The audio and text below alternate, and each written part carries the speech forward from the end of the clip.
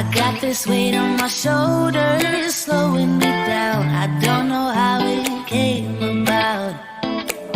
And while the world is spinning faster every night, I feel I'm stuck in reverse somehow. But it ain't no one's fault that I am stuck here. No one to blame this on, feeling so hopeless. I keep on pouring salt on my wounds when I shouldn't stay. I feel the pressure on me, how it's itching under my own skin. It's getting real hard to breathe. I gotta move on right now.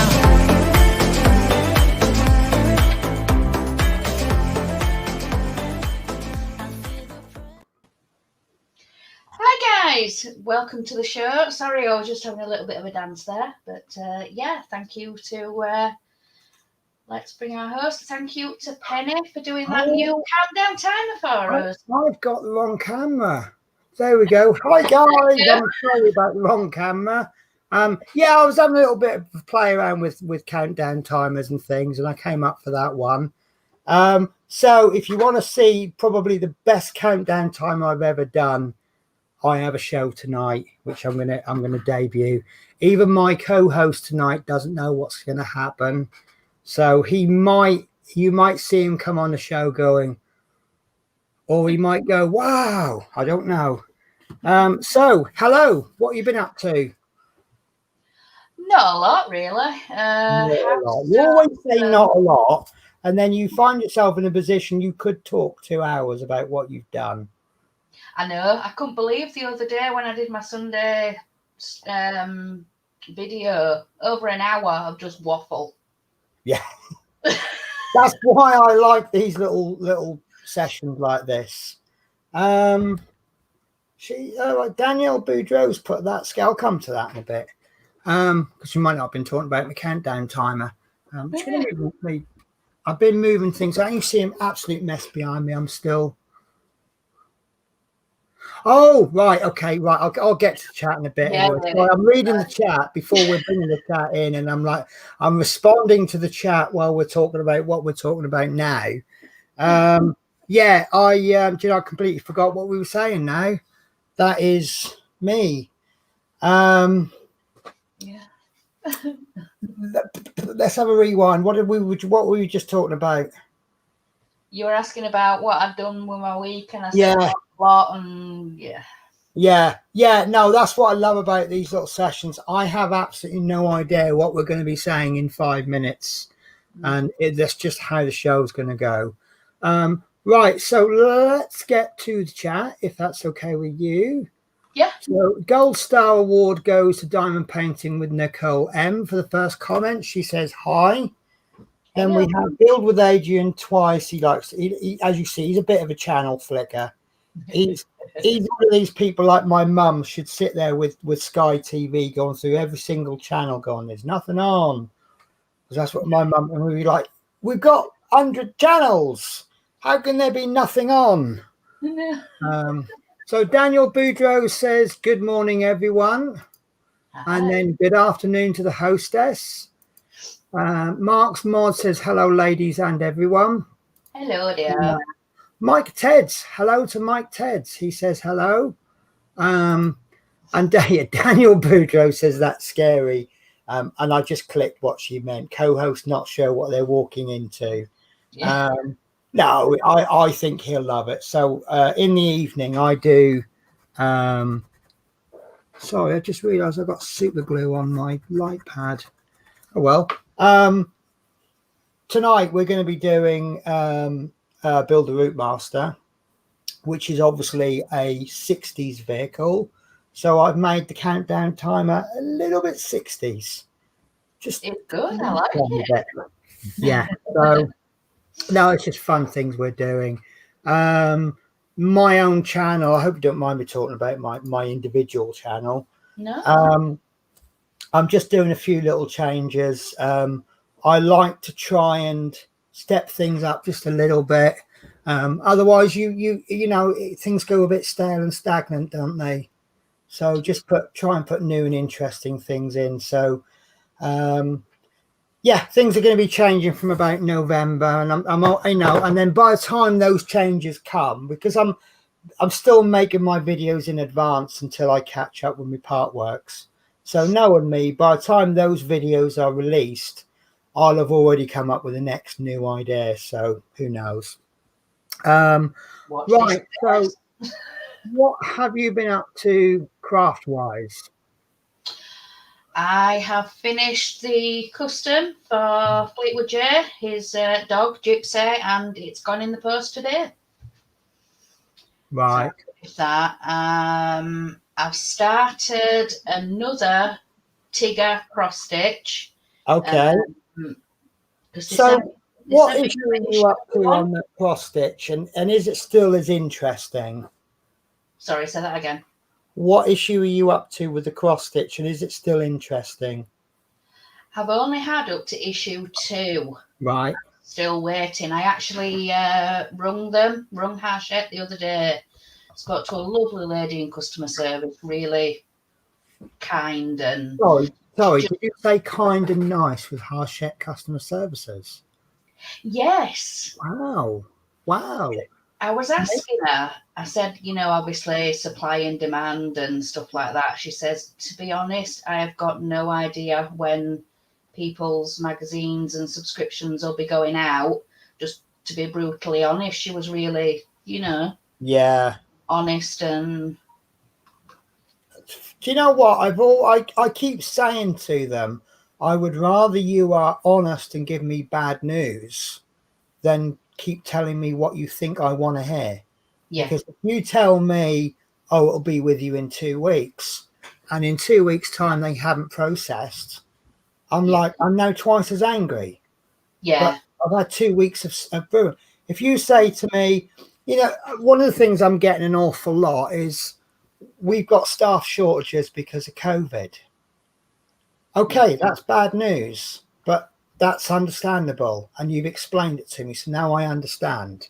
So there's no point me getting angry, because it's not just, it's coming. So right, Fleetwood J came just as you mentioned Fleetwood J. Actually, call and he shall arrive. Hi, I all hope everyone is okay. Excuse me a sec. Oh dear. Good luck with the show. I will catch up with you later, as not 100% today. Or get better soon then, Fleetwood. I hope you're all right. Mike Ted's, I came on as I saw Yorkshire Craft notification, as she is a customer of ours. That is absolutely wonderful. It's really nice to see. That tells me that the companies you buy from actually do care. So, yeah. And now that look on your face tells me you have no idea which particular company he's representing. Is this the light pad, or is it? We'll find out with a delay. I bought something and they come on to give me support, and now I don't know who they are. How embarrassing. On the emails, it says different names, so it could be SB. I'll just skip SB. We'll find out.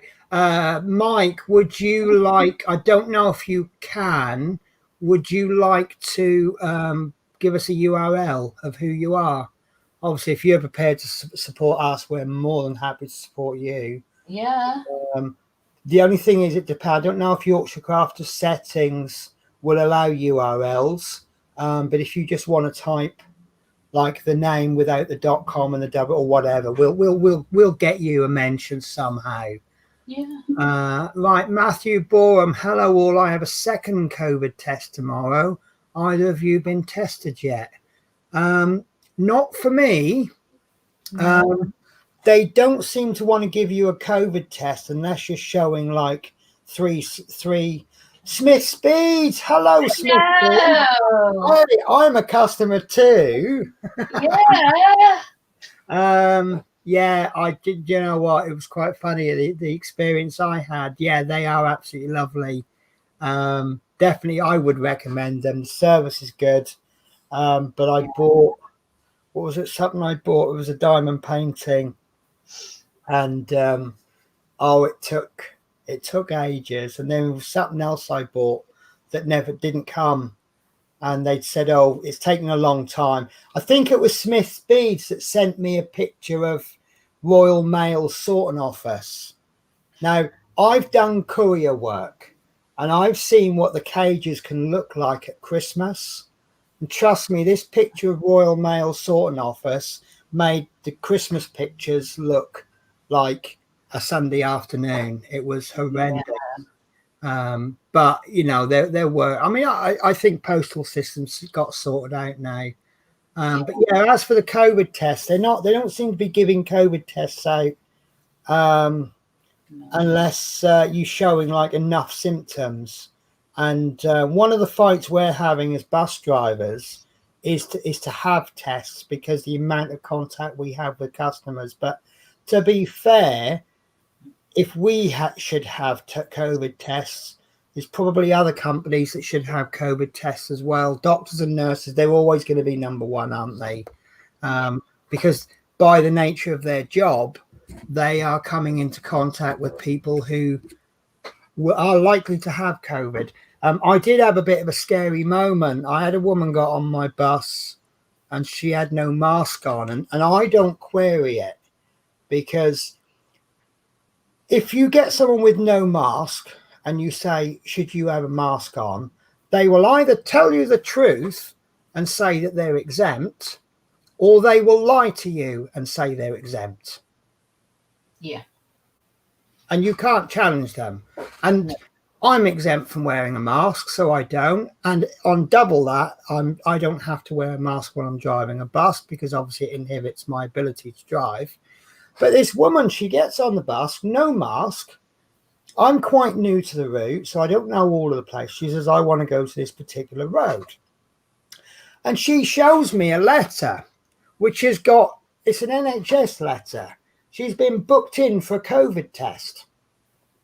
And she's pretty much within a foot of my face, showing me this letter with no mask on to go to a COVID test. Now, she may not have COVID, but the fact she's going for a test, I'm struggling to get one because I'm not showing enough symptoms. So she's displayed more symptoms than me. So the chances of her having it, well, she's just increased my chances of having it. So, but basically I'm not showing enough symptoms, and the symptoms I do show, I think a lot of people are forgetting, like when hay fever season kicked in, I start sneezing and I've got cold-like symptoms. And it's like, you do know hay fever still exists, even though there's COVID. We still get these other conditions. So just because you fall ill doesn't automatically mean it's COVID. And I think a lot of people forget that, don't they? Yeah, Mike, you're getting a lot of love in the chat. We got loads of love. I'm struggling to keep up. So Daniel Boudreau, before we know it, Julie will have a floss tube. It might. Watch out. Might. So she is just stitching alone, lovely. Is that alone or along? And then one of our favourite viewers, Christine Say. I owe Christine a massive thank you. This arrived for me in the post today. Thank you so much. I really appreciate it. This is a mod for another part work that I do. And being a 3D printer myself, I'm looking at the quality of it, and it's all right. It's just a little bit better quality than it needs to be. And I can see they've printed it on rafts. They've not gone for the higher speed, but they haven't done a high. But it doesn't need to be. It's a little bit better quality than it needs to be, just above what's needed. And I'm really happy with that, because if they did this on super high, wonderful quality, it'll probably double the price for a part that you're not going to see anyway. So it's perfect. Just 7. Okay, yeah. So Mike Ted says, nice to see you though, Penny. So now I know who you are. It's lovely to see you as well. I like the way he's put SB. Speed, I didn't figure that out. My God, this chat. We're going to be all day just on the chat, aren't we? It's a good job we've got an extra half hour on the show, isn't it? It is, yeah.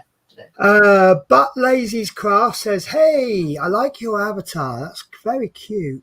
She's a good channel to check out. She's really good. Right. So I add this to my list then. Yeah, definitely.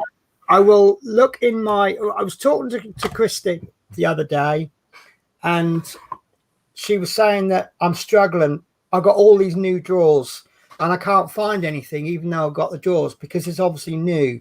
But look, watch this pen.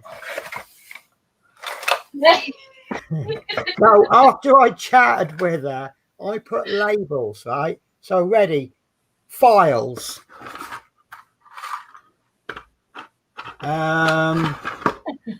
Wipe anything to do with wiping. That's cotton buds for the rest of you.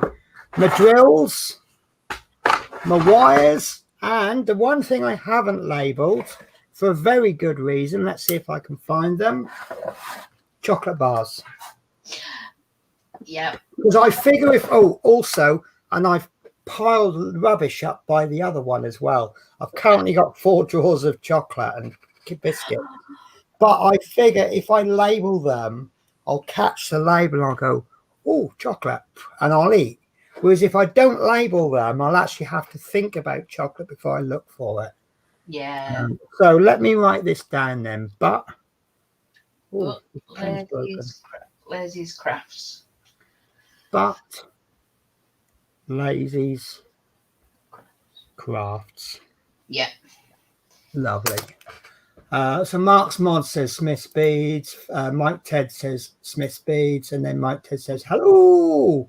See, I think I'm ignorant here, aren't I? Everybody knows it was Smith's Beads except me. I didn't have a clue. Now I know. Francis Adams, hello. How are you? Morning, afternoon, all. Mike Ted's great. Sorry, Penny. First time saw you live. And yes, and Mark's Mod says they do the best customs ever.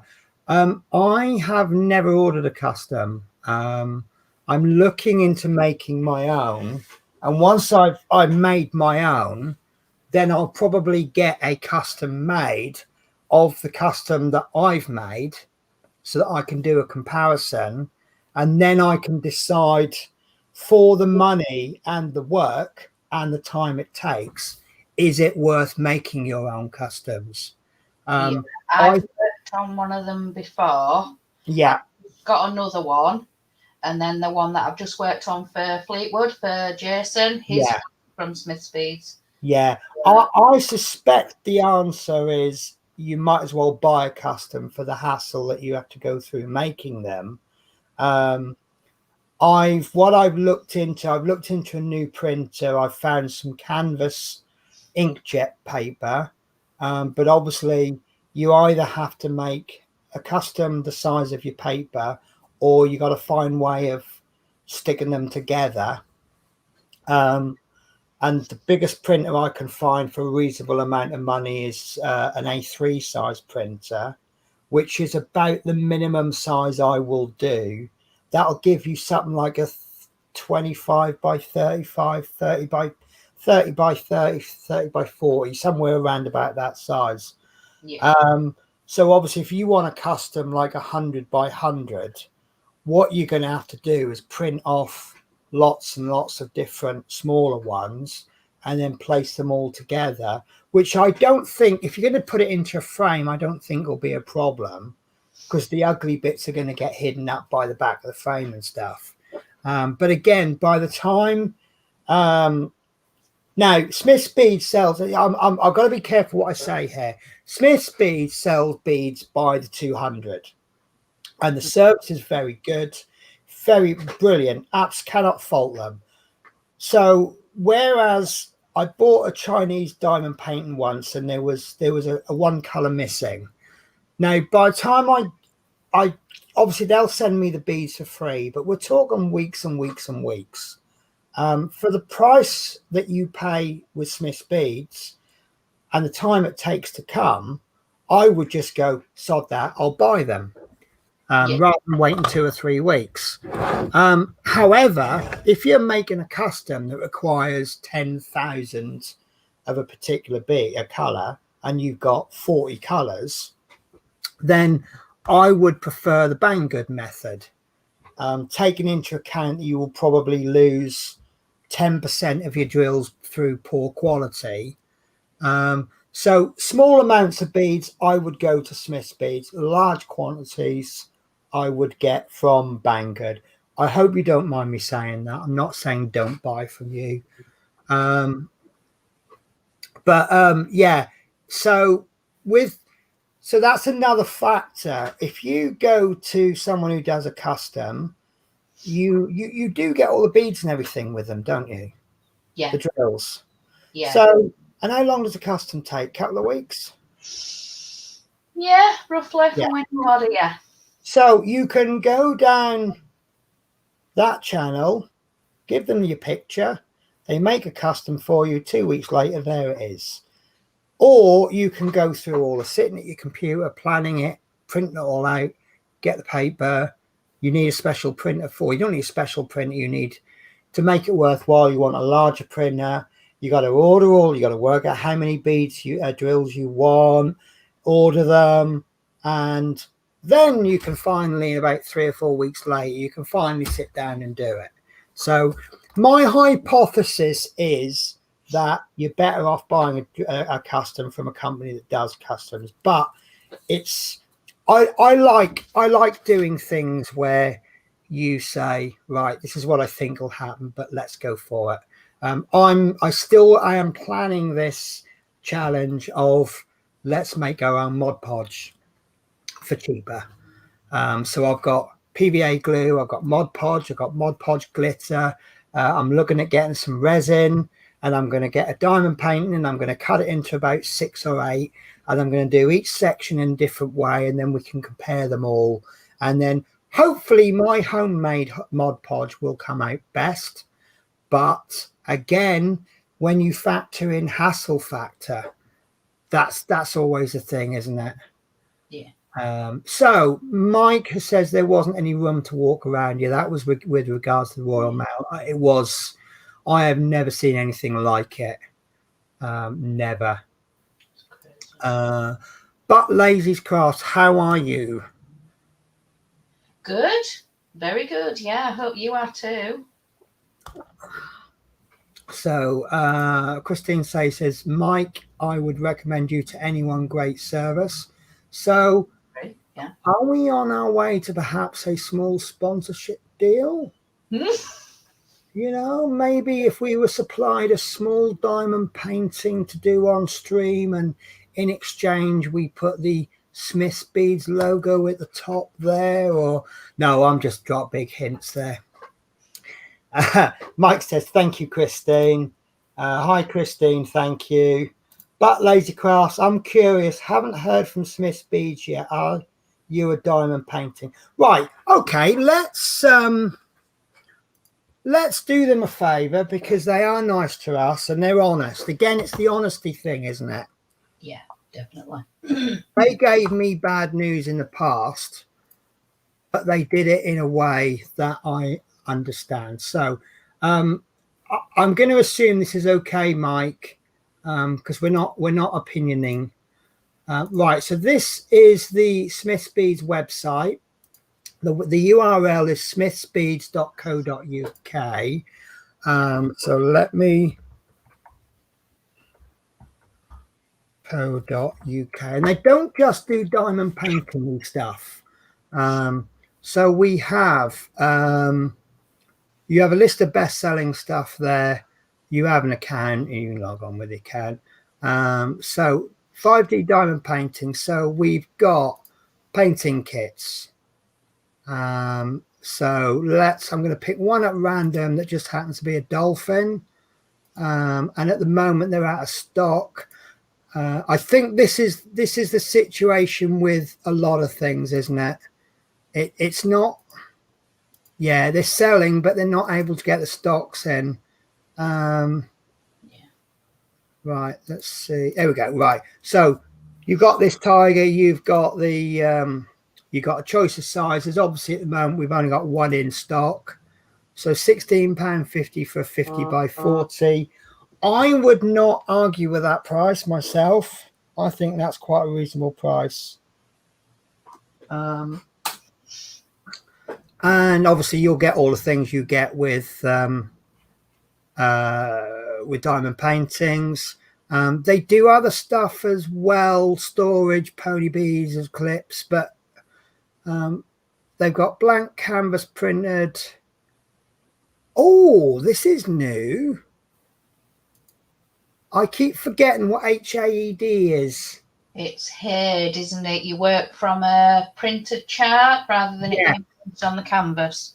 Yeah, but I know there was that. Is it 5 kids at something? I've forgotten her name now.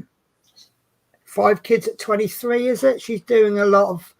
I can't remember what HAED means, but it's basically it's a cross stitch to diamond painting, and obviously this is that Heaven and Earth Designs. That's it.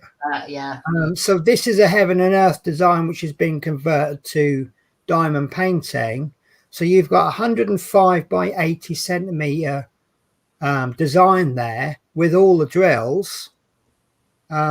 Oh, you will still need the chart. Let me just check I've got this right. It's full cover, square drills, finished size 107 by 80. Kit includes canvas, square drills, tweezers, tray, wax, and drill pen. But you will still need to buy the chart. So, and then they're all made to order, so they take a little bit longer, which is completely understandable. So that's a new thing since I last looked at the site. But the drills, I can't find the drills now. I've lost the drills. I can't find them. And this song, there we go. I was about to say this will only last as long as I can. Right, so we have got whatever color you want. Anyway, let's bring it up. So if you just need a few drills, let's go for our favorite, shall we? 3 10s, 200 drills, 30 pence. And that is the cheapest I've found in the UK. I think the going rate is about 50 to 60 pence for 200, and these are 30p. They're also on eBay as well, aren't they? But basically what I did is I found them on eBay, then found out they have their own website, and then I don't bother using eBay anymore. And I'm guessing they're a little bit more on eBay to cover eBay costs.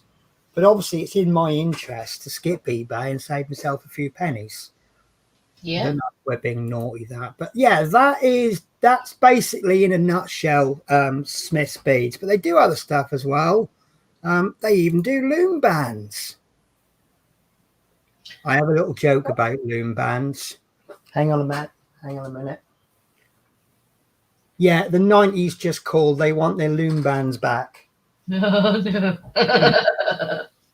Sorry, I don't swear a lot. People know I keep my patience. But I did try these. What are these loom bands about? And I did give it a go, and it took me about 4 hours to get the hang of it. And you got this stupid board thing with all these pointy bits, and for me it made it harder. I'm just like, yeah, I can use my fingers, and I can't remember how to do them now, but I was making like wristbands and things like that, and it was good fun. It passed the time away. You know, you could sit on the bus on your way to work with a couple of bags of these bands, and then by the time you got to work, you whipped out, I don't know, a statue of Nelson Mandela or something. But no, there is very few things you can't do with them. So yes, Mike Teds, we do DPs, yes. And Queen of Diamonds, Rosebud, hope everyone's all hi everyone, hope you're all well and okay. Mike Ted, sorry, I feel like I'm no, honestly, Mike. No. If you are doing our viewers and us a service, and we can do a service back, that's absolutely fine. But also the chat is there for your benefit. So if a couple of people want to have a chat between themselves, happens all the time in the other shows, doesn't it? And of course, you're reading out the comment. Hello, so and so. How are you? Yes, I'm fine, thank you. What about you? How did you get on with so and so? And the chat's not any relation to the show. It's just a couple of people have just, hello, how are you? Blah blah blah. So yeah, don't think you're taking the chat over. So, But Lazy's Crafts, do you ship to Austria? Is that Austria or Australia? I'm going to assume you got that right. I'll see if I can help with that one myself. Shipping. Mike, Free shipping items refer to standard shipping only. So we'll have to wait for Mike to get back on that. Christine says smiley faces. Mike Ted, sorry, happy belated birthday, Julie. Well, thank you very much. And the answer we've been waiting for, But Lazy's Crafts, yes, we do. So there you go. So then I'll check out your website today. So we have done a service for someone. Yes, our job here is so that would be great, Penny. We do discount larger orders. Doing your own custom sounds to me like pulling teeth. Yeah, a lot of things are not everyone's cup of tea. I mean, most of my friendship group is part workers. And I know a lot of people that are like, yeah, sod that for a game of soldiers. They'd rather buy the complete models. But when I used to paint, people used to tell me you could do that and sell it and people will pay good money for it. And I'm like, why would anyone want to pay when it's so easy to do yourself? And they're like, yeah, but if they can't do it, then they need to pay someone to do it. And so, yeah. So you put Smith's beads here. Oh, we both did. This is how far behind we are on the chat, look. Yeah. 8 minutes. So anyone outside UK need to contact us on Face. So yeah, Facebook. I'm going to assume that if you look up Smith's Beads on Facebook, you will find them. But I'm just going to double check. Oh, right. Yes. Beads. Oh, Smith's Beads has a URL which coincidentally is Smith's Beads. So www.facebook.com/Smith's Beads. So Queen Diamonds Rosebuds, I'm thinking of getting in touch with Smith's Beads for a custom painting. So we haven't even showed any custom paintings, but now everyone wants one from Smith's Beads. So there you go. Dave's Hobbies. Hi Penny. Hi Dave's Hobbies. You changed your name, Dave. Yay. So Mike Ted's Heaven and Earth Designs. Yeah, we get there in the end. And Butley, 4 kids at 147. That's it. I had a friend on YouTube. He was called 6 Plus Stevo, I think his name is, and I kept getting muddled up and calling him one up Stevo. Now he does wargaming, and obviously when you go into battle, you roll these dice, and just like most games, 6s are really good.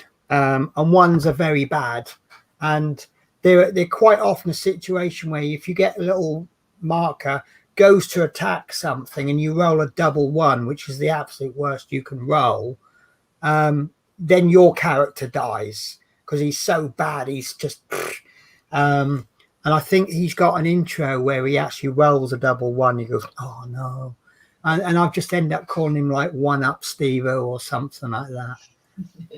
Right, Rachel, 4 kids at 147. Is that her name, Rachel? Is it too confusing having 2 Rachels? Yeah. Yes, But Laser Grass. Queen, isn't her name Rebecca? Yeah, I'm sure it's Rebecca. I'm sure it is.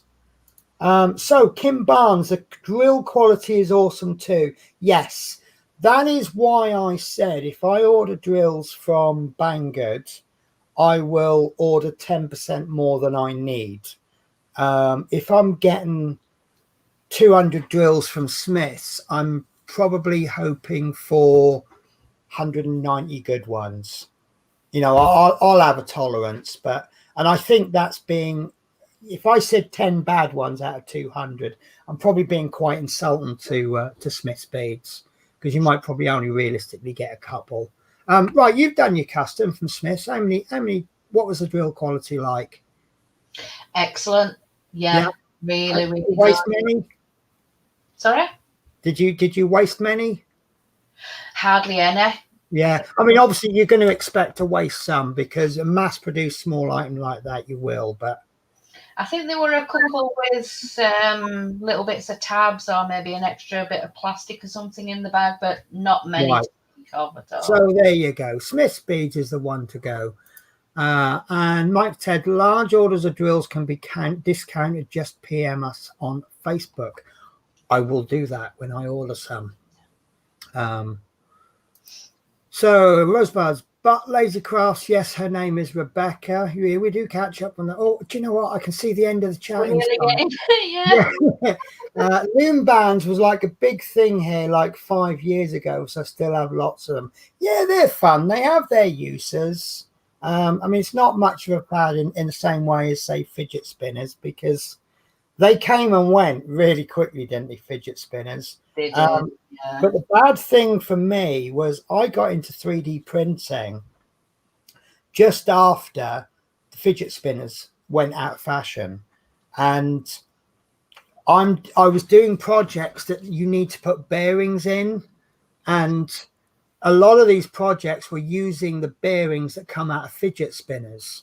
Now these bearings are like 40p to buy, and with the fidget spinner you get four bearings inside a fidget spinner for £1.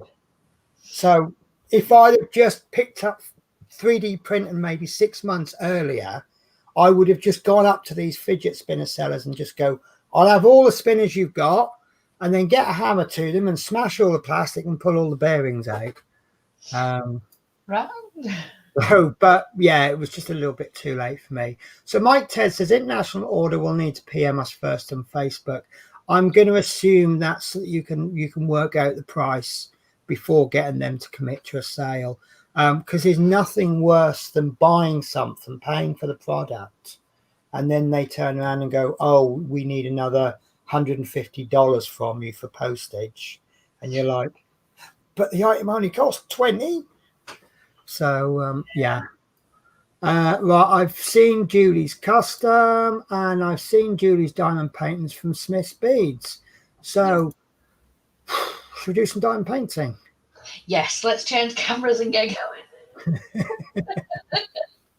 Right, okay, so I've got a confession to make, apart from the fact I've just gone onto the wrong camera. There we go. We're going to be working on Groot again today because I've mislaid the other one. I'm still trying to sort my room out, and things get moved around while I sort things. But here he is. This, unfortunately, is not a Smiths Beads ones, which you'll be glad of that, because some of the symbol quality on this is quite poor. But it's just a case of getting the hang of it.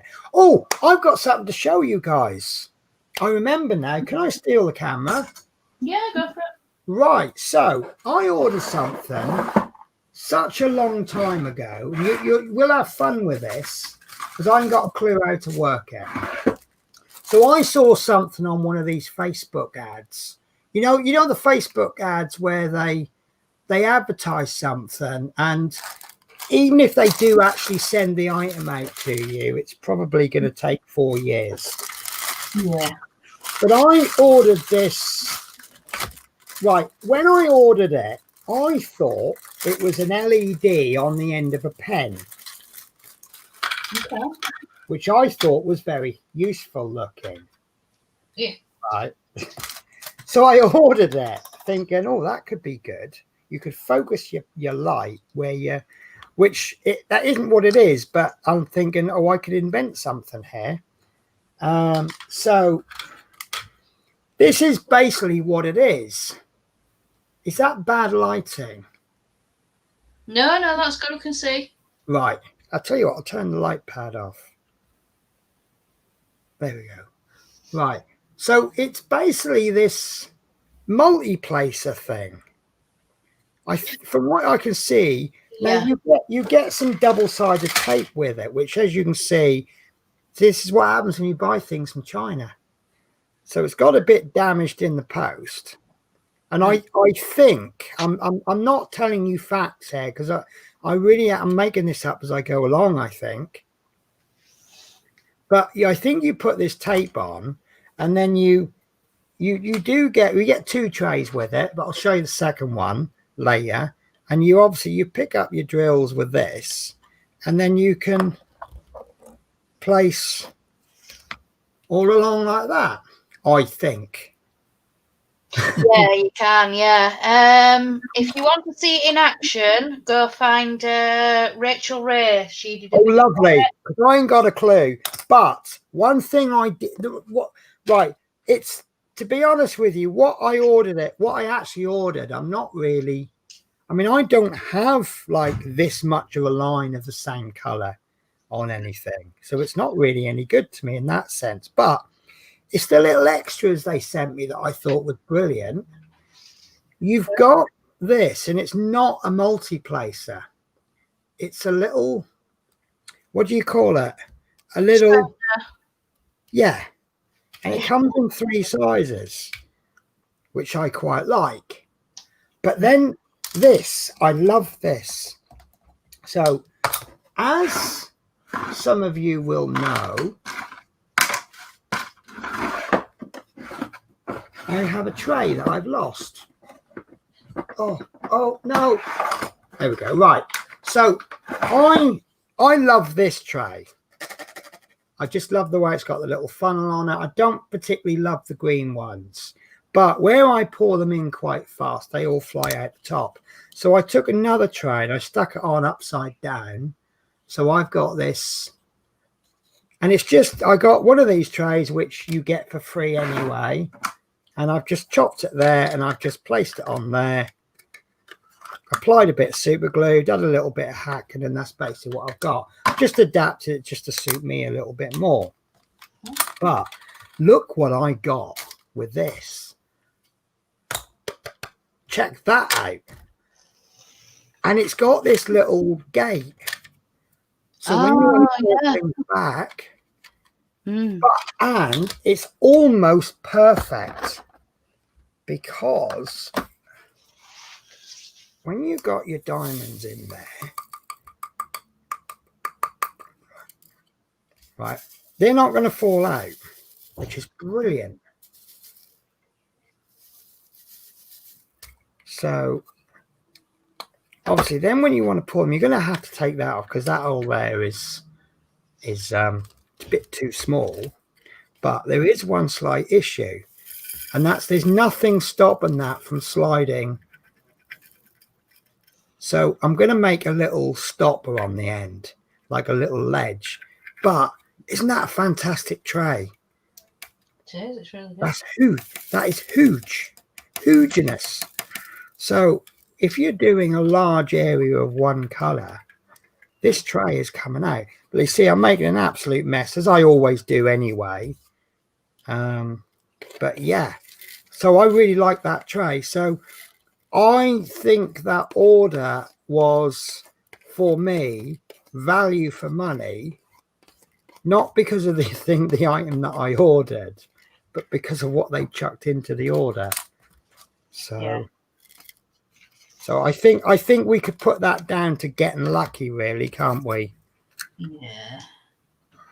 But this is what trying these little things is all about. Yeah, I'll give that a go. We'll see what happens. And yeah, no, I love that. So we might have a laugh one day, and I'll try this thing. And I don't know if who was watching at the time, but I did try the multi-placer. And shall we put it politely and say that was a bit of a disaster? So It did. I mean, it was the first time I ever did it. That's my excuse, and I'm sticking to it. Yeah. Right. Penny, did I order the purple diamond tray? Do you know what? No, I did not. It skipped I did. So what was that? Oh, you did. I did. Well, now you've told us you've ordered it. You've got to show us now. It hasn't come yet. They said Oh, they okay, were then. 2 weeks on delivery. I think. Right. Are they made to order? I'm I not don't sure. know. I didn't order one, did I? No. But yeah, that's my new toy I'm playing with. Let's see if I've still got my pen. Do you know what? I can't find my pen. Here's my pen. So I've had to keep my diamond painting down to 3 drawers because you know what it's like. It's always in the last drawer you look at, and 15 drawers is perhaps too much on that basis. So have you kitted up your new project? Yes, I finished kitting it up and I've just finished cutting it. Lovely. So how have you cut? Let me put you on big screen. So how have you cut yours then? All I did was measure 10s across, Okay. 10s down, and then just come in with the craft knife and just slightly cut it, just enough to cut the paper. Yeah. So I'm just trying to work out now how many squares I've got. Right. Because I've accidentally found a good new toy actually, which I've temporarily mislaid. Where I've been making my tray, my desk, and I've little basic equipments that I've been needing to help me do things. But I bought this. Obviously, I'm trying to get square cuts, and I'm looking at that and I'm thinking, do you know what? That's probably quite a nice-ish size, isn't it? Yeah. I can do if I did big strips, that'd probably be a bit all right. So, but I might actually make myself a little. I've got these little offcuts of wood, so I might just make like a square of wood, and then cut a little groove in it big enough to put my ceramic pen in. Ceramic pen. I keep calling it a ceramic pen, but it doesn't. All it does is cut things up. But it's even called a ceramic pen. Yeah. Ceramic pen cutter. But don't write your name with it. No. So but yeah, I used to use my I have one of those little rulers, with the holes in and things, but that I find that's just a nice little size for cutting squares up. Yeah. Right, let me just do a quick but ladies class, I just decided to make a really long loom band strip because I am bored sometimes. Mark's Mars, if you want to know the quality of customs from Smith's Deeds, go to Yorkshire Crafters channel, as there is an unboxing video of a custom diamond painting. Yeah. And Mike Ted says, Penny, are you Penny? I am Penny B. I'm frightened to tell you because I think I might have messaged you in the past. I'm just checking what I did send you. No, that's fine. I was polite to you. That's okay. I'm happy again. Actually, it's quite a lot of messages. Yeah, I am checking, but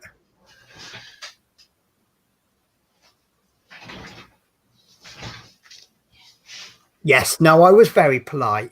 There's one message that says, I'll soften. I'll look out for that. Thanks for the speedy reply brackets, which has become the norm for you. I'd like to add. So, and then they come back and they say, oh, I feel we are a little slow. And I say, oh, well, if this is what you call slow, I can't wait to see you at full speed. So, yes, no, that's okay. I'm happy now then. Yeah, I guess you did have 2 pennies. I'll tell you what I'll do. I'm gonna send a little message on Facebook. Hello, Mike Heads. Smiley face in case somebody else responds to it first. Oh, quick response, look. Thanks for messaging us. We tried to be as responsive as possible. We'll get back to you soon. Right, Julie, I'm going to let you hold the fort for a moment because I need to just disappear for a sec, which I've just got a response, LOL. I just need to make a quick trip to a certain place in the house. Okay, no problem. So I'll even put you on full screen. Right, I'll see you in a moment. Okay, just to show you all this little button that I got gifted from Fleetwood J, and I've just put some magnets on the back and just made it into a cover minder. So she is called Babushka, and she is a Russian doll that I've made into a cover minder. Yeah, so she's gonna keep us company along with all of you. So let's have a look. You can't see this first section. Let me lift it up and you can see the symbols on this from Diamond Express, my monthly subscription. So the majority symbol there is J. I don't know whether you can see that. But yeah, let's find J symbol and we'll get some diamonds out and get going. So I'll just remind you all the diamond painting that I'm working on. It's the tulips. Are they from Amsterdam or are they imposters? I would say imposters, but yeah. So yeah, let's get some J's out. These don't have any shape around the letters, so I think what Diamond Express have done have printed it like that on purpose, so they don't have circles round them or squares round them. I think people call those training wheels, don't they? Yeah, they do. It's just so they can send the canvases out whether you have square or round, and they're not having to print things out. So yeah, let's. We've got J. Now, is it coincidence that they just look like symbols, or are they actually? Is that one actually coloured? It's a little bit coloured. I'll lift it back. Okay. No, it's fine. It's obviously with the corners, you tend to get a little bit less detail, don't you? Through here. But yeah, let's get some J's. I did fall foul on one of the designs that I did. I started in the corner, and it was pretty much the same colour. I think it was like 2 colours for the whole corner, and I'm like, this is going to be a bit boring if it's like this. And then I did the next square down, or sort of down, one down and one across. And I think there was like 24 colours in one square. And I'm like, whoa, careful what you wish for, Penny. But I think I showed you, it's the one, it's something like a 45 colour design. Yeah. And I think there's like 23 shades of blue in it. Wow, yeah. It's just absolutely insane. But the detail is absolutely amazing, because obviously the color change is quite swift. I'm just going to bring me in, and I'm going to do a little bit of dotting, because I thought, it's a diamond painting show. Maybe we should get some diamond painting done. Yeah. Which make a bit of a change for me. Are you guys okay with this? I've turned my big light out, and I've just got my light pad on only.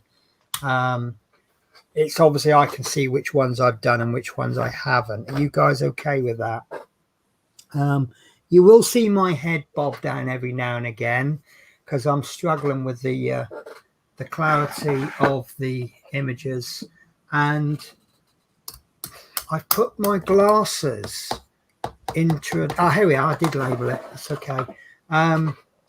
These new drawers I've got, I've because I haven't finished painting them. I've only put temporary labels on. But one thing that's great is that they are just the exact same width for my glasses. So when I switch from my crafty glasses, they just go in there perfect. So I'm like, yeah, I'm reserving that spot for my glasses. And now I kind of need a tissue as well because it's like a foggy night on my glasses.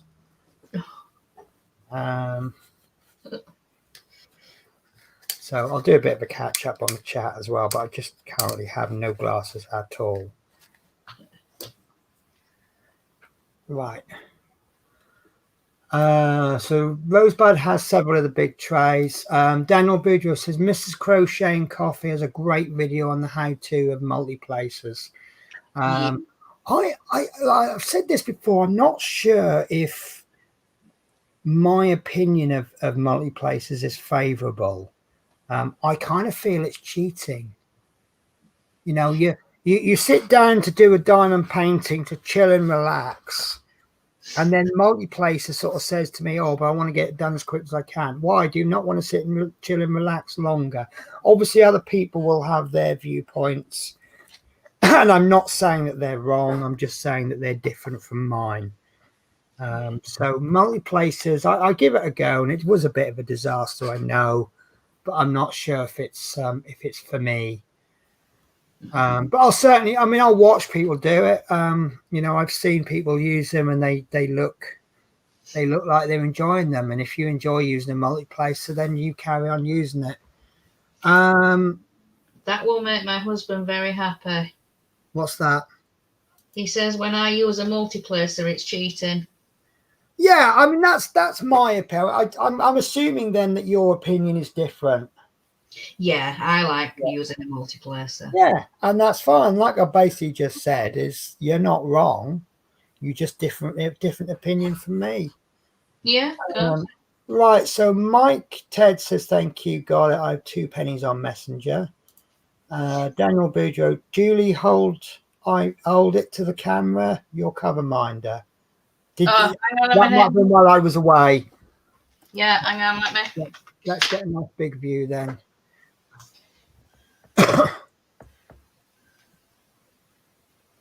There she is. Very There's nice. Babushka. So all you need now is 58 versions, all getting smaller and smaller. There. It was a gift from Fleetwood. Don't give him any ideas. Daniel Boudreau, yes, you can see the J's. Pretty Tulips.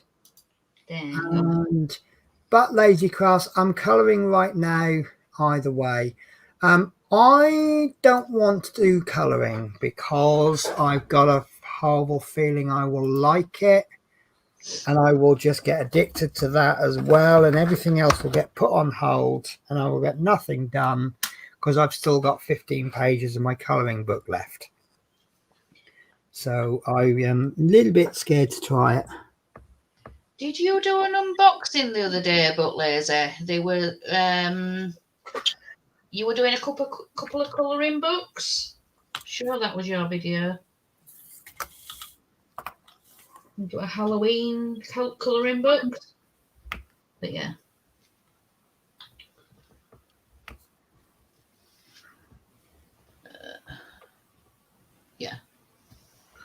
Yeah.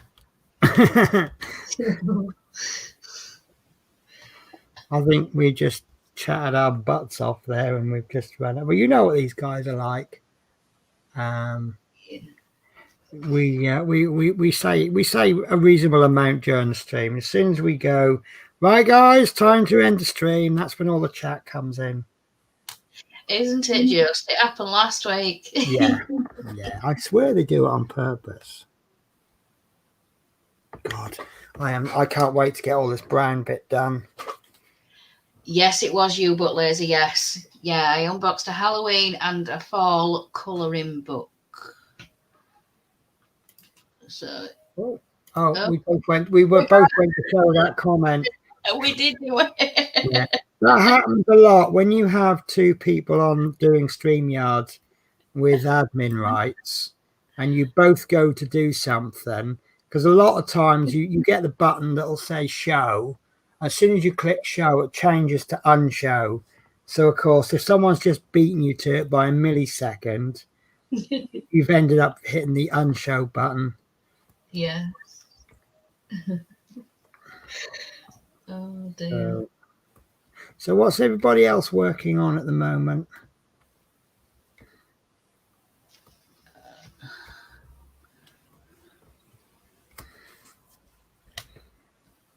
So I know I'm not blocking these in, and the reason for that is I'm struggling to see them. I'm just focusing on one at a time. But what I will do in a bit, I don't know if this is a technique or not. I kind of work, I'm calling it the dolphin method. When I get to the last few drills, I work around the outside, just, you know, you get all these little odd bits. Yeah. What I do is, I don't know if anyone knows anything about dolphins, but when they hunt for fish, what they do is they circle around the fish, blowing bubbles, and the fish won't swim through the bubbles. And then what they do is they slowly work their way in until they've got all of these fish in a tiny, tiny compacted area, and then they just swim through it with their mouth open. Yeah. And that's kind of how I work. When I start a square, I pick out the biggest areas. So like this area here, I'll probably hit these 6s first because there's a big area, and then I'll probably hit that 4, and then some other color will jump out at me. And but say these last bits, I've got a lot of these J's, but they're quite scattered. So I'm just, and say it's really it's like these ones down there. I can't work out if that's a J or something else. I mean, this is part of my fancils lot, and I still say that it's good value. It is a good kit for the price I paid, but I paid $2.99 for it. Yeah. So, you know, I would probably pay $5 for this. You know, if it was, if they put the prices up to a $5, I'd say yeah, still be worth a $5. 15 quid, probably a bit too much. Yeah. And of course, a lot of these, you know, if you judge things on prices, it would encourage you to buy in a more expensive one. And it may, just because they're more expensive doesn't mean that they're better. So no, that's true. Yeah. I think that's the one area where this trade is suffering, is that there are some expensive, not so good kits out there. Yeah. So you're reluctant to, I mean, there's a couple of companies where all of their kits are a lot of actual money, but they are extremely good value. Yeah. And until you've actually bought one off them, you don't know if they're a lot of money because they're grabbing extra profits or because it is all good quality. Obviously, quality costs money, doesn't it? Yeah, that's true. And most people, I think, don't mind paying the extra if they're getting the money's worth for it. Yeah, if there's the quality there, yeah. Yeah. So this is definitely worth $2.99. Yeah. I picked up 14 of them for not an awful lot of money. So it'll keep me going for the next, well, the way I've been going with this, probably about the next 48 years.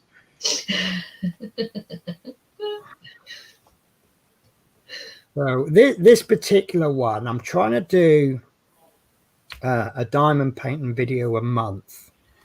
And what I'll do is I'll do the unboxing, and then I will show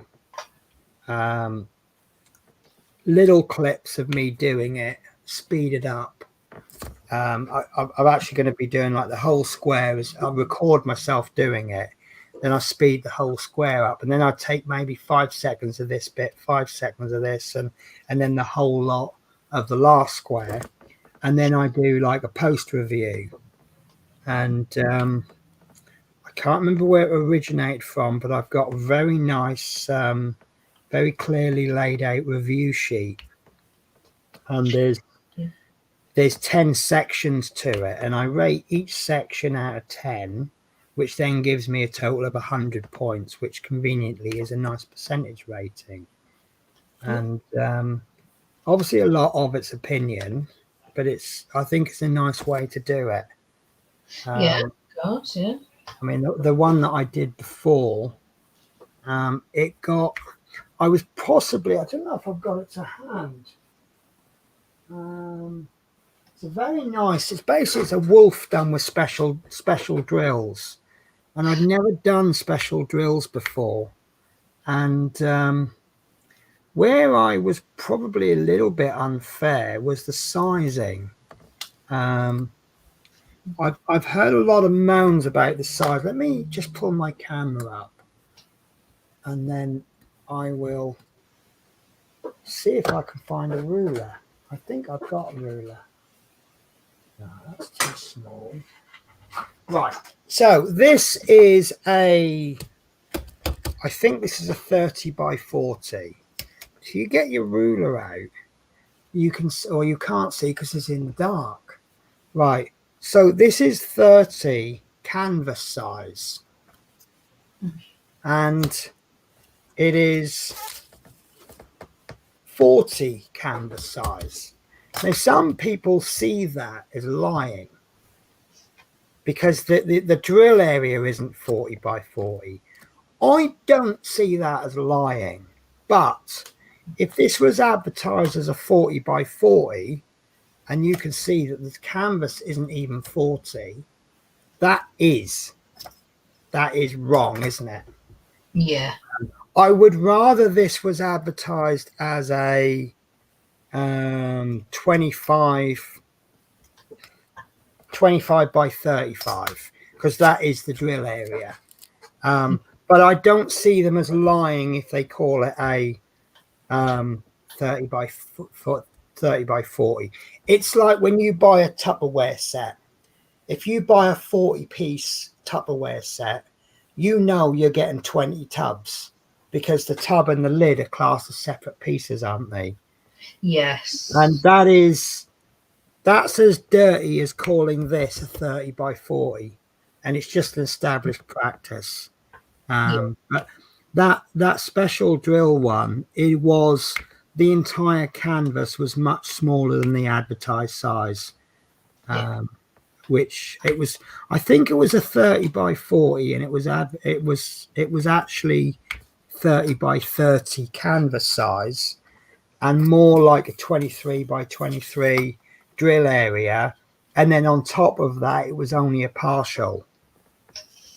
Right. So it's gone from a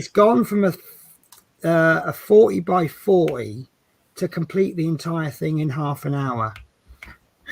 I think it took me like an hour and 20 minutes to do the entire design. Yeah. Right. Bear with me a sec, guys. I'm sorry, you're going to see my head.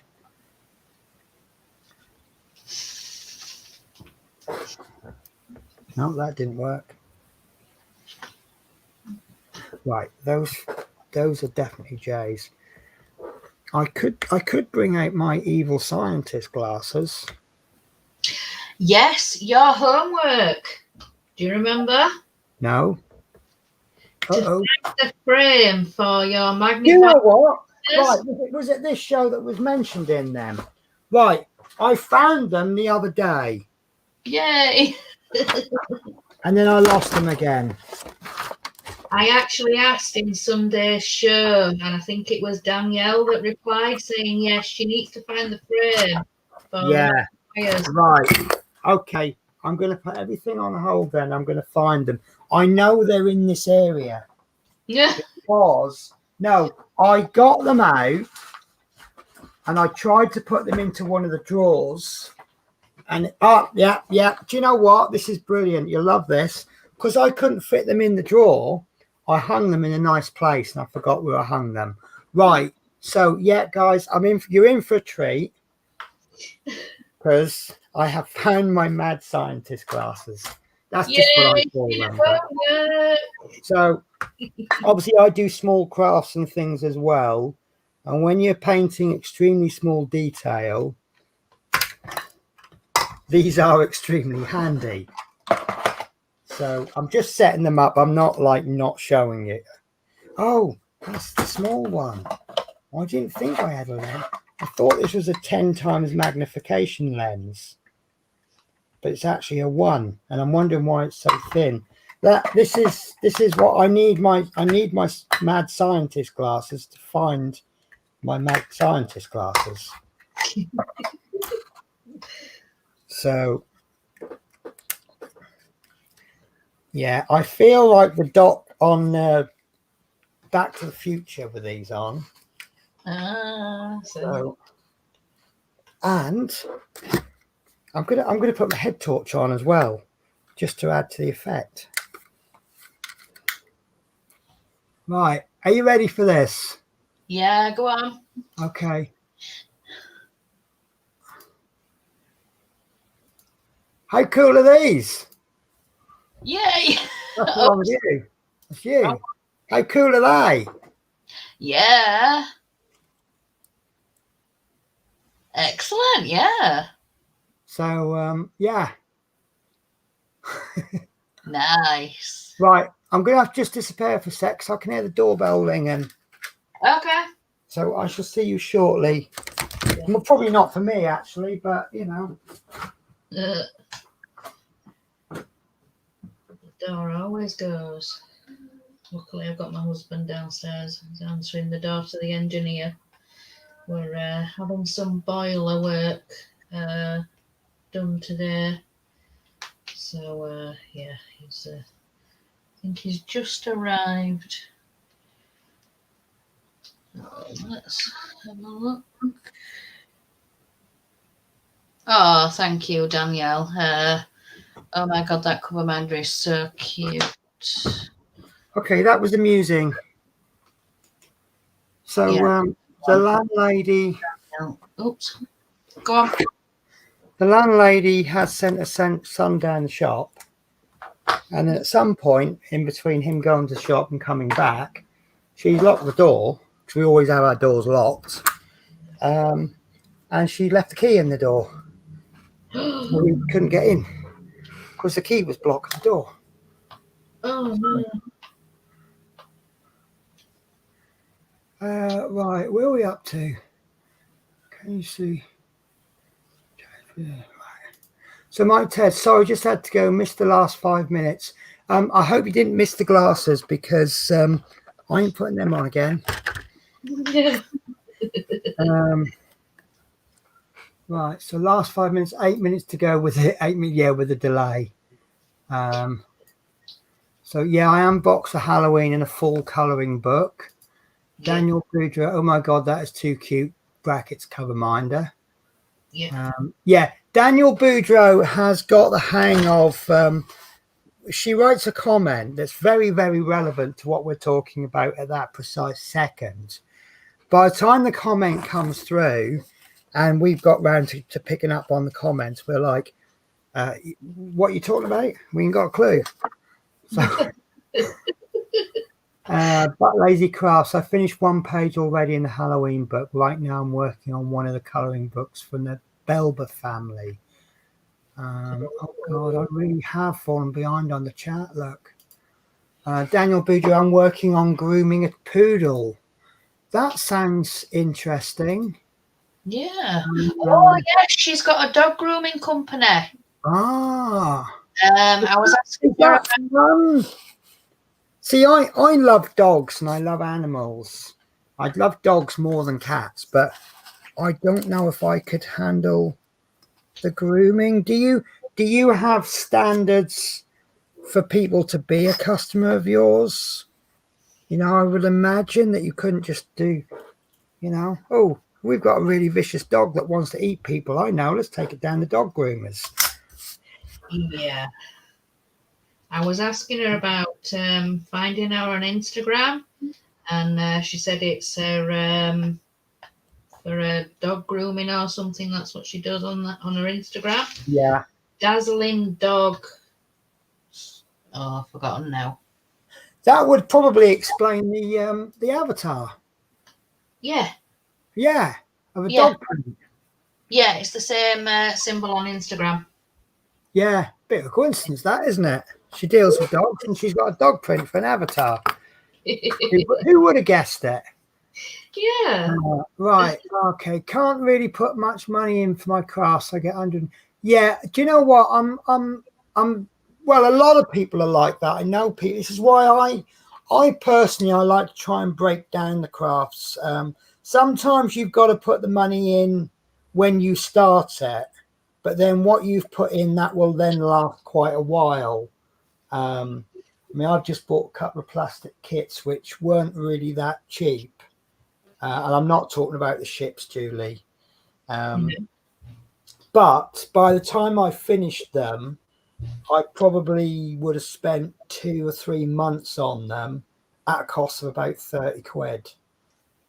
So I think when you're on a low budget, you got to sort of try and get something, and then maybe just put a little bit of money aside each week that you're not spending money. Yeah. It's difficult, you know, but there are things you can do for the I mean, some of the stuff I do is quite expensive, and if people know the true cost of the money I spend, they would probably faint. But I think you've got to find a balance as well, haven't you? You do. I know when I first got into 3D printing, I just went 3D printing crazy, and the rolls of filament are only 20 quid. I say only 20 quid. But if you're not careful, you can get through a roll or two a day, and you are spending more time ordering them and spending it, and then you're then having to go into work more to earn the overtime because you can't afford it. And then obviously you need to work to earn the money to do your crafts. But if you are working so much, it's just horrible, isn't it? And then you start to resent the craft you're doing. Yeah. You know, oh, I'm working 6.5 days a week just so I can spend half a day doing this craft because that's all the time I got left. If I didn't do this craft, I could work 5 days a week and sit in bed for the next 2 days chilling out.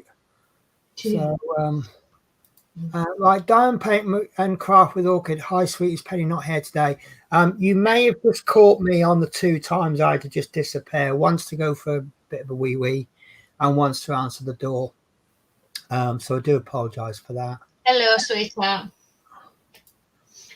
Oh, you're here. Okay. Oh, there you are. Oh, Bebo. Hope your lady's doing good. Hey, Orchid. Rosebud says, Julie, those are what you've seen me wearing in my work whip and chat. What's? Oh, no. Orchid said, what glasses? Oh, no. No, I'm not going to put them on. But I've got these I call them mad scientist glasses. They're craftwork glasses. You basically pop it on your head, and then you have these lenses. I'll balance that one on the forehead, and then you put these lenses in so that you can see close up, and they are rather useful. It'd be much better if I didn't wear glasses, and not wearing glasses while wearing them kind of defeats the object because I can with the 3 times with the 2 times magnification with no glasses, I can see about as well as I can with just glasses on. So diamond painting craft. I have a little poodle girl. Yeah, she's beautiful. Which ones? There's 3 kind of poodles, isn't there? Is there like miniature, toy, and standard? Is it? I think she's got a standard. Right, the big one. Because they are quite big, aren't they? They can be, yeah. And if it's white and you dye it pink, I'm banning you from the channel. I think yours is a black poodle, isn't it, Orchid? I think Tunda. Is that? I think I'm saying it right. I don't know. Danielle, what homework? You know what? I was just about to click that, and there we go. And the scroll flicked up. Are you ready, Julie, with your homework when asked? I can't remember what homework. I remember pennies. Yeah, I didn't remember mine, but no, it's funny. I was thinking about something along the lines of let's set each other a challenge for next week, you know, or a quiz. I really like the idea of the quiz question, actually. Yeah. But I think we've got to find something in common, really, haven't we? Yeah. Do we have something questionable in common? TV programs? Yeah. What we got in common then? Well, I go through the rest of the chat, I'll okay, they're glasses with LED light and 5 different magnifiers, see your work better. Yeah, but you can't wear them for too long. They kind of rub against your top of your nose. Okay, I have those too. I don't like them at all. I don't feel like they do anything for me. Yeah, it's one of the things I notice with them is you have to hold your object a little bit further away from you, which is I've spent that much time with it quite close to my face. It's become unnatural to hold things further away. It's something I can get used to. It's like when I started wearing varifocal glasses, I was still taking my glasses off to look at my mobile phone because that's what I'd been doing for the last 5-10 years. And then I'm like, oh yeah, I just need to move the phone further away and then look at the bottom of my glasses. So Daniel Boudreau, most of my customers are good dogs. Instagram dazzling dogs. That's it. Yeah. Yeah. Yeah, I didn't know. My shop name is Danielle's Dazzling Dogs. I don't know if you have like a code of. I mean, obviously, as humans, we have a code of conduct when we go in shops. Not that everyone keeps to it, but you know, there's certain etiquette things you have to follow when you go into the shops. I know none of us are actually thinking about that because we just do it, don't we? And then if you're British and you see someone that doesn't follow that code, you tut a lot, don't you? Because that's a British way of saying how terrible that is. Yeah. And if you get really, really, really irate in the UK, you write a letter to the Guardian. That's when you're really angry about something. So Orchid says, yeah, Queen told me I have those too, but as I also said to her, I don't like them. Don't feel no. Again, if they don't do anything for you, I use them mostly for painting very, very small like dots and things. So Orchid says there are four types of dogs, poodles: toy, mini, middle, and the big one. Okay. Yeah. So the big one is the big one. Is it actually called the big one, or is that what you've called it? So when I was young, you know, bull mastiffs. I used to call them bull massives. Yes. Yeah. But they just happen to be massive as well. Right. Yes, her name is Trunt. Tunda, yeah, I said it right, yeah. Grundy, right, yeah. And you said it right. And I didn't. Right. Your homework was to remember what you had for Sunday lunch. Yes, I do, because I cook Sunday lunch. So what did you have this Sunday then? It was a curry with just a jar of sauce. Yeah. Rice and pita breads. Very nice. Oh, I had a bit of an embarrassing moment the other day. It was quite funny. I'll show me so I can tell the story.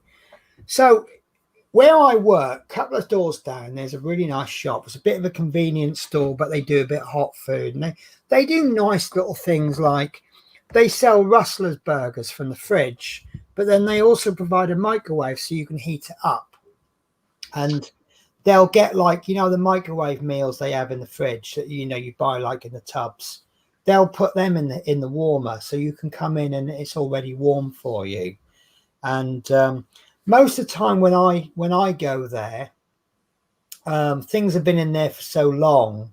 It's getting like within an hour of closing time. But every now and again they have something that's quite nice. And they tried out this new idea, and they were just giving free samples to everyone. And they had butter chicken, and they had a lamb curry of some description. I know that in Asian cooking there's no such thing as curry, is there? Because they call it whatever, korma, biryani, tikka, whatever it is. Yeah. But we'll call this curry, and it was one of those quite rough curries. Feels a little bit bitter, and it's a little tiny bit too strong for me. But the butter chicken, I'm really into butter chicken, and I can make it myself, and I can do a really good one. It's quite time consuming, but the results are worth it, especially when you put a whole block of butter in, and it's really nice and rich. Oh my God.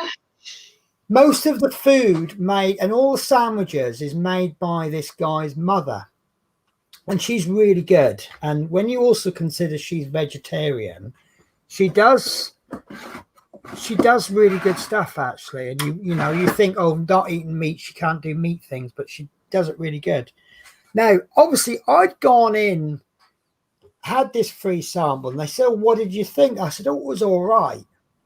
And that was the truth. It was all right. I would have bought it if it was available for sale. I wouldn't have bought it every day because obviously the prices you pay for meals. But when the guy told me later on, he goes, oh, no, we bought it in. There was a company trialing it out. I went, oh. I said, if I can be honest with you, I said it was all right. It was edible, but it just tasted like a can of tomato soup with some spices added to it. And he went, yeah, that's what I thought. He said, why didn't you say that before? And I said, well, because it was edible, but I thought your mum made it. Oh. So that's politeness taken to the limit there, isn't it? Yeah. I didn't want to upset his mum. I mean, it was nice. It was all right, but it was like tomato soup with spices added to it. Right. So, right, Daniel Boudreau, I have 3 poodles of my own, 1 standard, 2 miniature. Wow. Julie's homework is to remember a Sunday meal. Yes. Orchid says, Daniel Boudreau, we have talked about when my little girl is not here anymore, that we want to have one of each size. I just love them so much. Yes. Wow. I think I don't know. See, I love dogs, but I think more than 2, maybe 3 is a bit much. I used to have I never forget him. I had a wonderful Dalmatian, and he was so typical of Dalmatians. Yeah. I had a friend who used to come round. I think they are the most perfect guard dogs ever. Yeah. Because when someone knocks at the door, for me, straight at the door, whoa, whoa, whoa, and I'm like, okay, that's enough now. So he'll stop barking, but he'll still be there. And I'll go to the door and I'll invite this person in, and he's fine.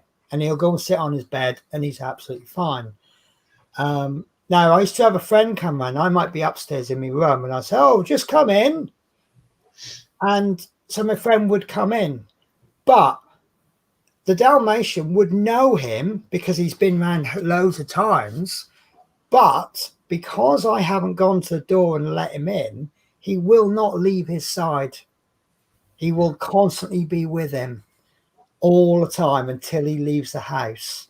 And then when I used to take him for a walk, he used to do a figure of 8, and he'd run off, he'd be gone for about a minute, and then he'd come back and he'd make sure I'm all right, and then he'd run off in the other direction, and he'd come back. Yeah, I'm all right. Yeah, off he goes. And that's how he used to walk, because Oh, he's out enjoying his walk, but at the same time, he's seeing me as, he's guarding me. yeah. Wonderful. And first time I took him to a beach and he saw a rabbit, he went after this rabbit and he's like, I thought, I've lost him now, haven't I? A couple of minutes later, no, he come back, giving up one rabbit and come back. Yeah, and it's brilliant. And I got him just as 101 Dalmatians phase came out. So when I was over the field chucking playing ball with him, the next thing you know, there's about 20, 30 kids all standing around and they're all watching and like, 101 Dalmatians. Oh, But I couldn't have asked for a better dog. yeah. Or my staffy that I accidentally got drunk one night. I did not mean to. I didn't mean to. How did you? Right, I did not mean to. So the two funny stories I had, I was lucky with the staffy because it was a little bit boisterous and I couldn't stop him from jumping up. So we had to shut him away when people, and staffies are very, very heavy for the size, aren't they? So when they jump up you, if you're smaller than about 3.5 foot, you will go flying because of the weight behind him. But two things we couldn't train him out of, and when we got him, we already had a dog in the house, so training him to ask to go outside was an absolute breeze because he was copying the other dog. But the first thing we couldn't train him out of was, first of all, if you put a newspaper down, he'll pee on it. My housemate used to go crazy and I'd say, whoa, hang on a minute. When he was a pup in the little cage, they all put newspaper down. And then when we got him home, we carried on using newspaper and we moved the newspaper to the front door until it was outside. He's only ever known newspaper as something to pee on. Yeah. So you put the newspaper on the floor and he's gone, oh, that's handy, saves me going outside. So I would have let him tell him off for that. And the other thing was, I will not have, I don't care what anyone else thinks, I will not have animals eat off human utensils and plates. I will never put a plate down. I can't abide it. And I certainly will not have dogs drinking out of cups. No. They have a water bowl. They have a food bowl. I don't eat out of their food bowl. They don't eat out of my food bowl. And that's the rules I have. Although I do make sure I can put my hand. One thing I always do when they're puppies is while they're eating, I'm putting my hand in their food bowl. And when they're young, I'll get the growls. But then it builds up the confidence that I'm safe, because I wouldn't want anyone, if someone come round with their kids and they went up to the dog while it's eating, I don't want their fingers bitten off. So that's one thing I do. I don't bother with all these tricks and things and walk on two legs holding a newspaper while juggling balls. I don't see those as practical tips. But stay, stop, lie down, sit. Don't bite kids' fingers. Don't jump up things. That's all relevant skills. Anyway, so my friend's mum used to come round and she always she'll drink like 2/3 of a cup of tea and then the rest will go down for the dogs. And she used to do it with our dog. And I always have go out and I say, like, you don't do that in our house. I don't care what you do in your house. Even if you take my dog round your house and you give it a cup of tea, that's fine. And the bit I didn't tell her, I was to say, that's why I never come round your house for a cup of tea. And if I do, I bring my own cup. Anyway, so one day I'd had a particularly funny, I don't know, long weekend or something. And I was in the mood for a drink and I'd bought some Jack Daniels and I had a highball glass and I did 50-50 JD and Coke. And I'd had a couple of mouthfuls of this Coke and I was watching telly something. Couldn't be bothered getting up. Broke my own rule, didn't I? Put this glass on the floor. Watching a bit of telly. Went for another drink. I'm sure I didn't drink that much. Carried on drinking. Then I looked. Now, we lived in a maisonette, which was 2 floors.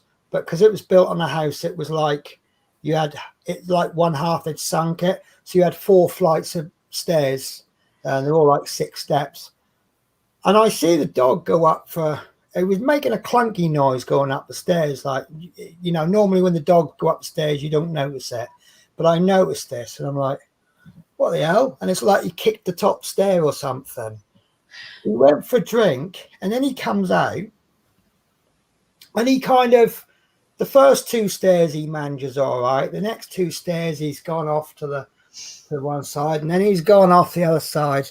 And that's when I was starting to click. He's drunk half a glass of JD and Coke. Oh. He's probably had about 3 or 4 pub measures, because there was half a glass of Jack Daniels and half a glass of Coke, and he's drunk half of a glass. So he's had probably 3 or 4 pub measures. Anyway, you can see him, and he's really all over the place. And stupidly, I think, oh, I know, I'll take him outside for a bit of fresh air. So I take him out. No, you know what happens when the fresh air hits you when you're drunk. And I can see him. With the field we took him over, he used to have long grass. The grass was higher than him, but as he jumps, you can see his head, and that's what it'd be like as he runs. So, and you see him, and he does a couple of runs, and then he disappears. He don't come up again, and then he comes up again. That's where he's fallen over, and he's like, and so anyway, so I got him home, and I went to bed that night, and I used to have him on the bed. And when he was, the idea was when he was young, I had a little puffy at the end of the bed. Stupid place to put it, because he wasn't big enough to get on the bed. But now with this puffy, he can get onto the puffy, then onto my bed. So he ended up sleeping on the bed. He couldn't even get on the bed, even jumping on the puffy. I had to lift him up and put him into bed. He was absolutely sozzled. And in the morning, it was so funny. He growled like he had a hangover. It was like, oh, that was the first noise he made in the morning. It was like he had a real serious hangover. Oh, it's his own fault for drinking out of people's cups. Yes. So it was also my fault for actually leaving it down. But yeah, it was funny. I'll never forget that. I mean, I don't know. Is it dangerous to give dogs alcohol? I don't know, but I wouldn't. It's one of those things I wouldn't try. So I will get through the comments so that we can get to the response to me, the evil me feeding my dog alcohol. Have you tried yet to do the lemon fromage? No, I haven't. I must. I'll have to watch your video again to get the ingredients, but yes. Is that fromage as in like a Yorkshire fromage? Yeah. Okay. Yeah, I've done a video on our channel. Yeah, it's Making it. Yeah. Fantastic. Yeah. Because I've been set a challenge making a gypsy tart, which is a Kent thing, and I want to do it actually because I love a challenge. But this guy, he says people can't get it quite right. But it's basically it's a mousse tart with evaporated milk and brown sugar, effectively. Yeah. But one of the things that I think I do rather well is lemon tarts. I do a rather, and cheesecakes I can do, and yeah, a few others. But yeah. So right, they're amazing. It's my favourite breed. I presume you're still talking about the poodles.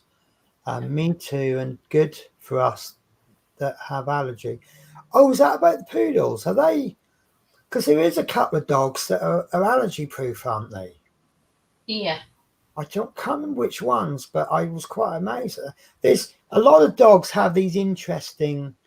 Isn't there another one? It's a white dog, but if you shave all its fur off, its skin is blue. Someone will comment on that. I might have got it slightly wrong, but I'm sure there's a dog that's a really odd colour skin. And normally, like, is it cats, if you have a lot of grey, is it grey cats or something? It's not the colour of the fur, it's the colour of the skin, because the colour of the skin is showing through the fur, which makes it look that colour. I don't know if I got the right facts, but I think I got the right basis. So we'll catch up on that in a bit. So Rosebud, I have to go now. Thank you for hosting. Catch you all next week. You too. Be very safe and look after yourself. See you, Queen. Have a lovely day. Thank you to Love. I'm not even going to try and say this one from Daniel Boudreau, but is that funny face dog bear? Oh, this is obviously about the getting your dog. I'm no good with emojis, but yeah, funny dog. On the floor, Daniel, I think. Yeah. Yeah, there are so many today that are algae friendly. That's really good. Oh, that is the cat. That's the chat caught up. Yeah. Wow, done well there. Yeah, so I mean, that's a funny story, but I wouldn't want to do it again. It was a bit of a nightmare day. Although I might be better next time. I just really didn't know what to do. Another time with a staffy. For fun, I used to chase him around the house with this. I used to have a sledgehammer handle, a sledgehammer-less sledgehammer. It was just a handle. And what I'd do is I'd chase him around the house with it, go, oh, I'm going to get you. And he'd run off, and then he'd hide, and he'd run around the sofa, and then he'd come around the other side, and he'd grab the sledgehammer handle, and then we're having a bit of a tug, and it was all good fun. Anyway, this one time, and when I used to swing at him, I used to swing at him really, really slowly. But what I'd done is I'd swung it. But on the backswing, he'd gone round the sofa, come round the other side, and the next thing I hear is glunk, and it hit him right there, which in all fairness is probably the best place. And I remember this was funny because I grabbed him, oh my God, and he's yelping. I know there's nothing wrong. He used to yelp. When I get angry with him, I'd go and I'd slap him, and he'd yelp. And it's just his way of telling me I've had enough, and I go, oh, he's had enough now, I won't give him. And I'm like, oh, hang on a minute, hang on, he's faking it. But I thought I'd hurt him, and I'm going, oh, I'm really sorry. And I remember ringing up the PDSA or the vets, and I'm going, and however I said it didn't, I'm just surprised they didn't call the RSPCA. You know, it's basically, I've just hit my dog with a sledgehammer handle on the head. Is he going to be all right? You know, however I say that, the response is probably going to be, yeah, we're going to call the RSPCA. They're going to come and take your dog away from you, and you're going to be banned from keeping animals ever again. Oh. It was just a play accident. Yeah. But yeah, I owed my Dalmatian, my Staffy was actually a mongrel, and first time I'd ever not had a pedigree dog, and I'd always worried about getting a mongrel. Are they still called mongrels? Crossbreed. Yeah. I think mongrel has become quite a dirty word, isn't it?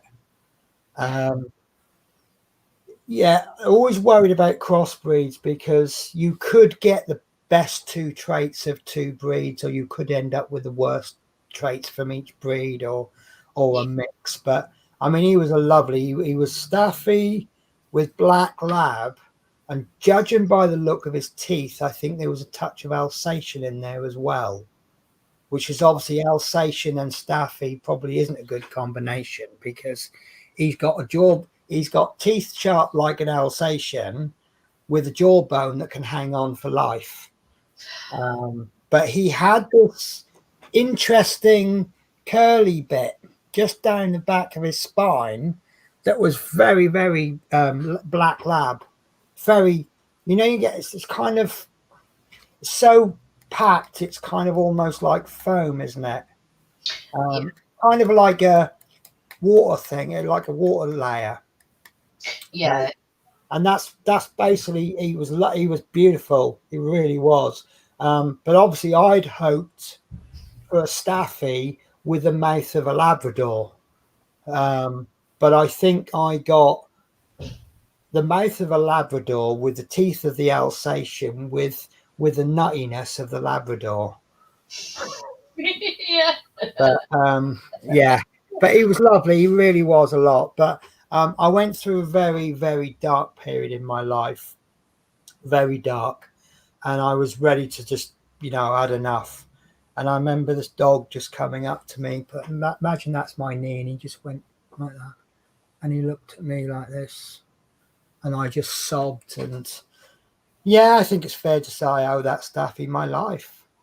Oh. I just looked at him and I went, if anything happens to me, what's going to happen to you? And that kept me going. That gave me a little bit of a spur. I'd lost my job. I'd lost my friend had conned me out of a load of money. He'd left. I remember he'd moved out and he'd left me with like 3 potatoes and a cup full of rice and a can of tomato soup to last me like a week and a half. And I just really didn't know what to do. And I knew if I'd run out of dog food, I'd give that to the dog before I had it. And it just spurred me on. And about 2 weeks later, I had a decent job. I was working hard. And I was back. When I first got that Staffy, in Sheffield, you get some really cheap meat. But it's so cheap, I'm quite suspicious of the price. So I wouldn't eat it. But I used to give my dog complete dog food with, I used to get £3 of mince, which I was at £2 of mince. It's £2 of mince, 2, 3, 4. Right, so it's £2 of mince. Now it's 2, 3, 6. Right, £2 of mince for £3 or something, or £3 of mince for £2. Something really stupidly cheap, which I would then cut into 6. And then each day I would cook off the mince and then leave it. The next day I would warm it up, put some gravy in it and put that over his food. Yeah. And he always used to eat after me, and I used to scrape my plate into his dinner. Yeah. And he knew that. He then wouldn't be watching me eat because he knew he'd be getting what I had. I didn't waste a lot. And then on a Sunday, I used to do myself a chicken, and I used to get myself a very small chicken, which I couldn't eat all of it. And I used to overdo the vegetables slightly. So I would probably waste as much as I've eaten on purpose. So we'd have a little treat on us. I know dogs don't appreciate it's Sunday or, Sunday dinner time or whatever, but, it's Sunday, give the dog a little treat. Yeah, absolutely. Yeah, about 2 weeks after that event, I was all back up to that stage again, and all the little biscuits he used to get, and I used to colour code the biscuits based on what he used to do. If he has a wee in the back garden, he got like a red biscuit because I like them. It's me, isn't it? It's always the humans, isn't it? I like it, so he gets it. Yeah. And then the black ones, if he goes down to the garden and has a wee, and then he runs in and he's sitting there waiting for his biscuit. Now, if he doesn't have a wee, he still comes in, right? But then he'll get a different colour biscuit if he hasn't had a wee. Now, if I've took my eye off him, maybe I'm doing something in the kitchen, and I haven't seen whether he's had a wee or not, I don't know. But if I say to him, have you had a wee? He's now getting excited for the biscuit. So I don't know if he's telling them the truth. So I used to call the black ones the possibly lying biscuits. I'd have to give him a biscuit because he's been out, but I can't prove he's not had a wee. So I've got to give him. But and that's how much of a nutty dog owner I am.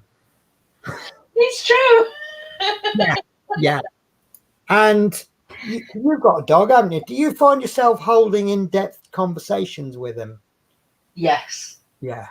Yeah.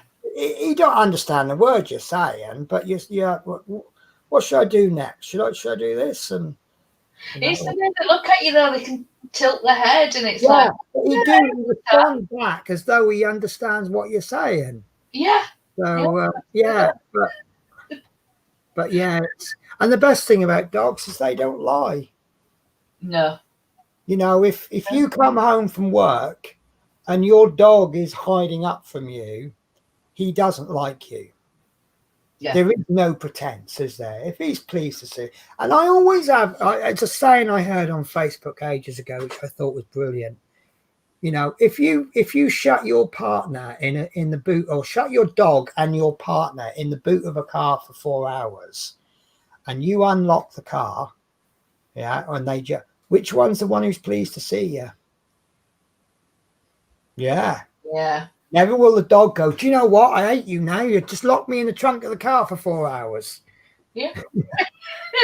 So, but they never lie, do they? That's the main thing. How many times has people, you know, lied to pretended to be friends with you for some ulterior motive? Dogs, they don't want to know you. They don't want to know. And I'm happy with that. I've got dogs. It's actually a dog near the terminus, one of the terminuses I go to. I think it's he is a French bulldog.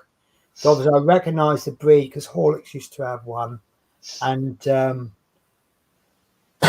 owner he's not a year old. He's I think he's about 8 or 9 months old, and he's trying to teach him to walk off the lead. And he's doing a really good job until he sees me.